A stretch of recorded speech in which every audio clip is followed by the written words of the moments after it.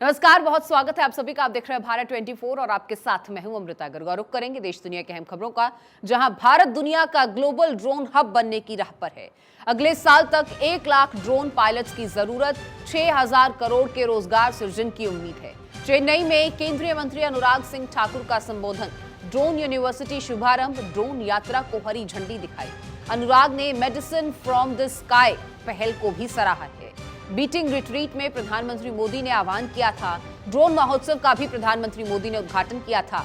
किसान drone pilot से रूबरू हुए थे प्रधानमंत्री मोदी। प्रधानमंत्री ने किसान ड्रोन यात्रा से किया था प्रोत्साहित। प्रधानमंत्री मोदी ने कहा था, किसान ड्रोन एक नए युग की क्रांति की शुरुआत है।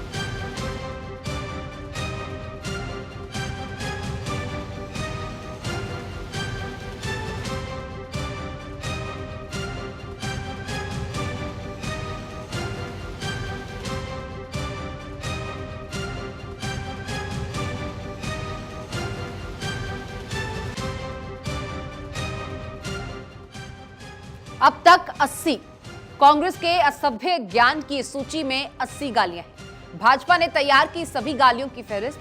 कांग्रेस ने इन गालियों का पीएम के लिए किया उपयोग। करीब 1.5 दर्जन पृष्ठों में दर्ज है ये गालियां। किस समय और किस नेता सहित सभी जानकारी है इसमें। प्रधानमंत्री के लिए दर्शाई जाएगी कांग्रेस की असभ्यता।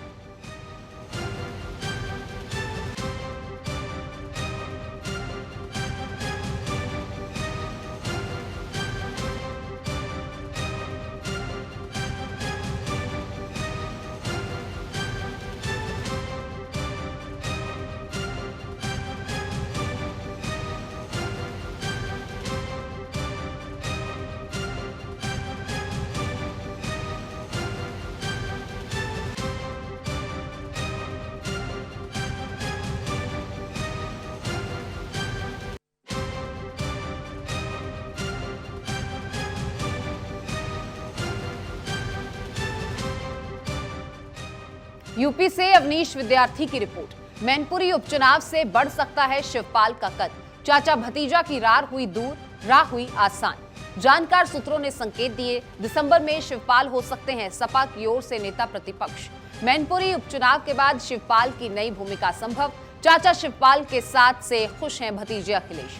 यूपी सरकार के शिवपाल से सुविधाएं छीनने की चर्चाएं हैं। दफ्तर और सुरक्षा वापस लेने की भी कोशिशों की चर्चाएं हैं। चाचा को अखिलेश देना चाहते हैं कैबिनेट मंत्री के दर्जे का तोहफा। विधानसभा में दफ्तर दिलवाकर देना चाहते हैं भाजपा को करारा जवाब। अखिलेश की देश की सियासत में दिलचस्पी बढ़ने के संकेत हैं। अखिलेश ने जाहिर की थी कन्नौज से चुनाव लड़ने की भी मंशा। सपा नेता चाहते थे शिवपाल को प्रदेश अध्यक्ष बनाना, लेकिन समाजवादियों और चाचा को बढ़ाना अखिलेश का मकसद।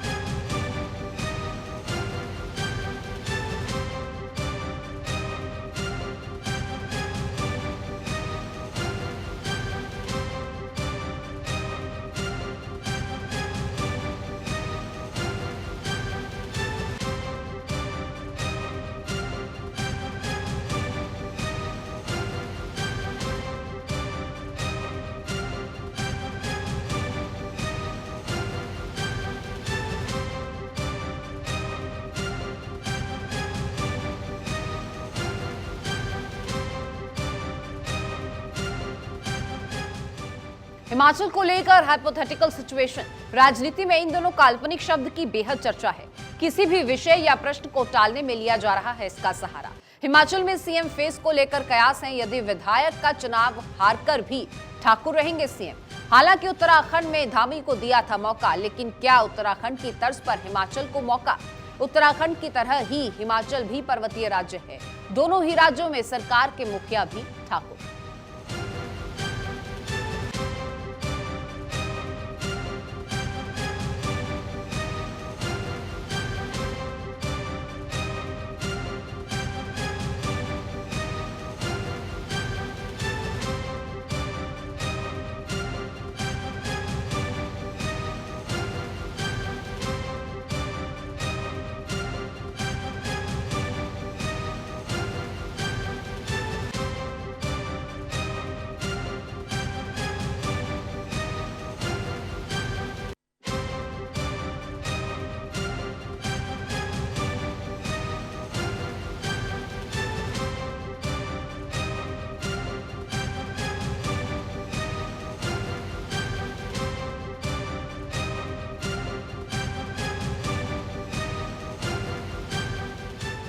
सिनेमा के पहले पर्दे पर दिखेंगे नेताजी।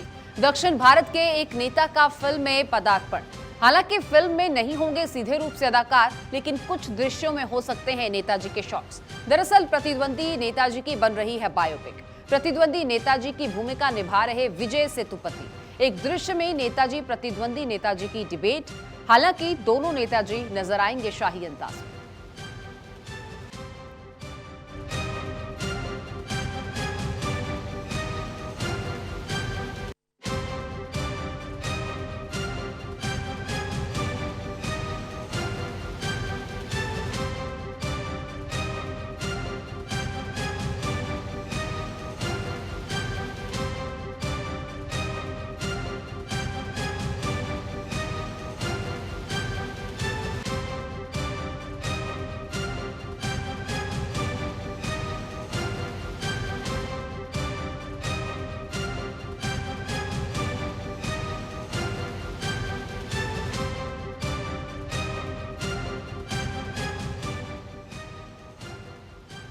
यूपी पुलिस के 5 डीजी अगले साल हो रहे रिटायर।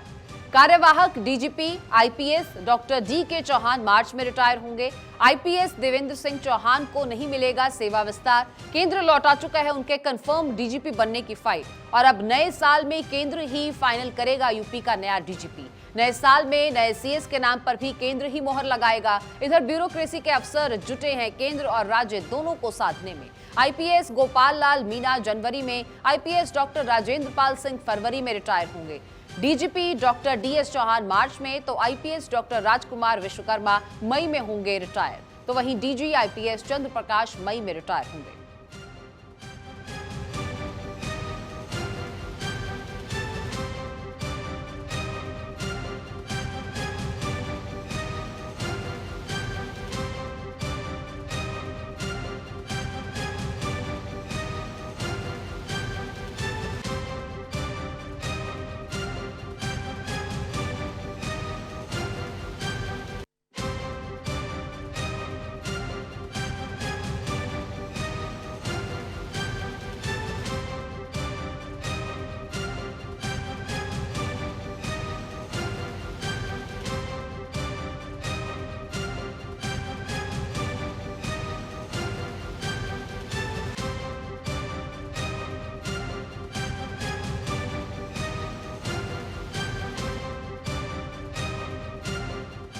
गुजरात चुनाव ने बढ़ाया नेताओं का ज्ञान। इन दिनों बीजेपी गुजरात ज्ञानियों से सराबोर है। चुनाव प्रचार से लौटे कार्यकर्ता दे रहे हैं ज्ञान।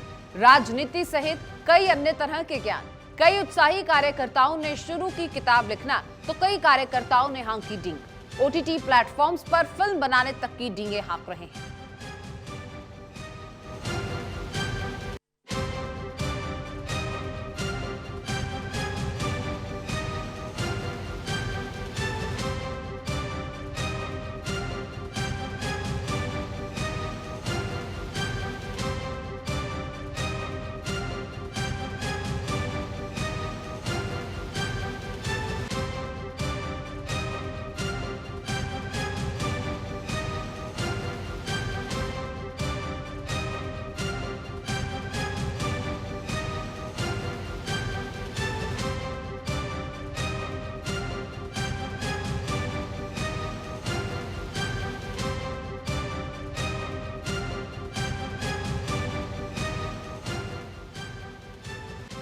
महामहिम के गोवा संस्करण महामहिम इन दिनों गोवा पर पुस्तक लेखन में व्यस्त। गोवा में व्यापक दौरों पर संस्मरणों को लिख रहे महामहिम के इन दौरों को लेकर सरकार आई थी संसद में। मित्र और शुभचिंतकों ने महामहिम को दिए सुझाव। ओटीटी फिल्मों की तर्ज पर वीडियो रिलीजिंग के सुझाव दिए।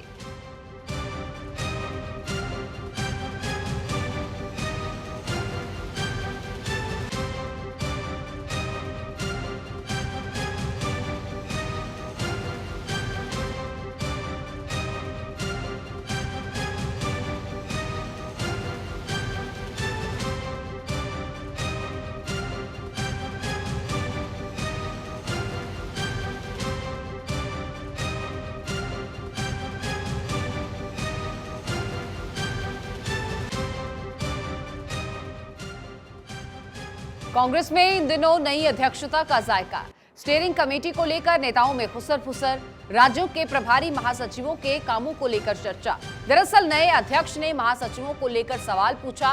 राज्यों में महासचिवों के दौरों और कामकाज को लेकर सवाल उठे। महासचिवों में दौरों, रिपोर्ट्स और जन सुनवाई नहीं होने पर चर्चा। साथ ही प्रदेश संगठनों के नेताओं की उपेक्षा करने की भी चर्चा। जाओ तो काम नहीं, ना जाओ तो काम नहीं जैसी स्थिति बनी हुई है। जानकारों का मानना अब कांग्रेस में सब ऊपर नीचे रहा है।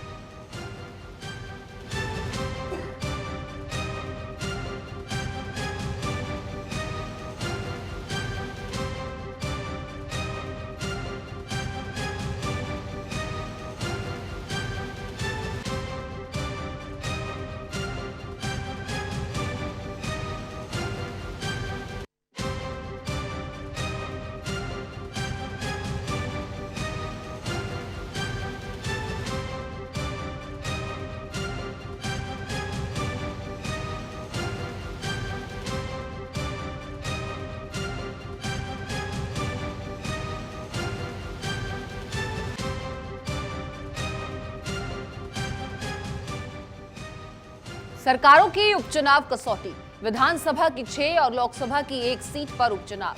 5 राज्यों की सरकारों के लिए ये उपचुनाव बने चुनौती। 3 राज्यों में अगले 1 से 1.5 साल में विधानसभा चुनाव है। संभवतः आखिरी उपचुनाव से दशा और दिशा तय होने के संकेत हैं। इनमें से राजस्थान, छत्तीसगढ़ में अगले साल विधानसभा चुनाव, तो वहीं उड़ीसा में भी 1.5 साल के बाद लोकसभा के साथ चुनाव होंगे। और सरदार शहर विधानसभा सीट पर कांग्रेस के लिए चुनौती है। फिलहाल छत्तीसगढ़ की भानु प्रतापपुर सीट भूपेश बघेल के लिए बड़ी चुनौती है। बिहार और यूपी में भी सत्तारूढ़ दलों ने पूरी ताकत झोंक दी।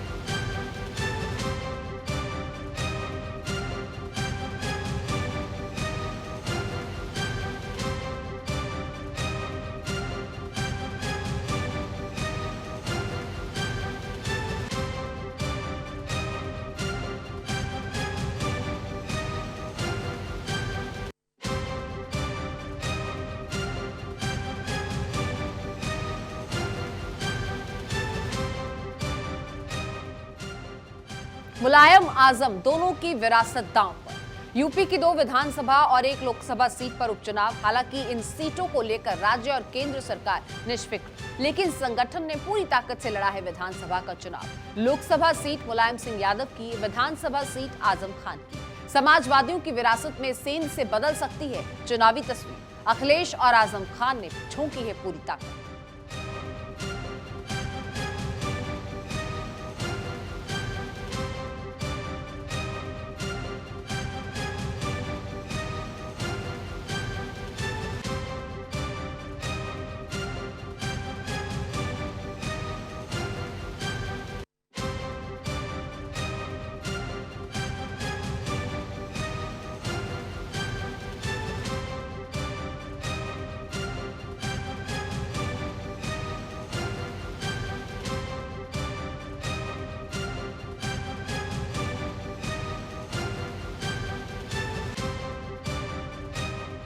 खड़गे की टीम का लंबा इंतजार। अब अधिवेशन के बाद खड़गे की टीम बनने के संकेत हैं। फरवरी के अंत में कांग्रेस अधिवेशन के बाद टीम के संकेत। हालांकि नए अध्यक्ष खड़गे ने बनाई थी स्टीयरिंग कमेटी।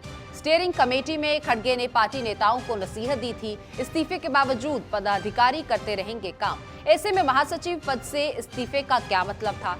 खड़गे के कमान संभालते ही महासचिवों ने इस्तीफे दिए थे, लेकिन स्टीयरिंग कमेटी में सभी महासचिव। अब फरवरी के अंत में छत्तीसगढ़ में कांग्रेस का अधिवेशन, खड़गे पर ऑल इंडिया कांग्रेस कमेटी की मुहर के बाद सामने आएगी नई टीम।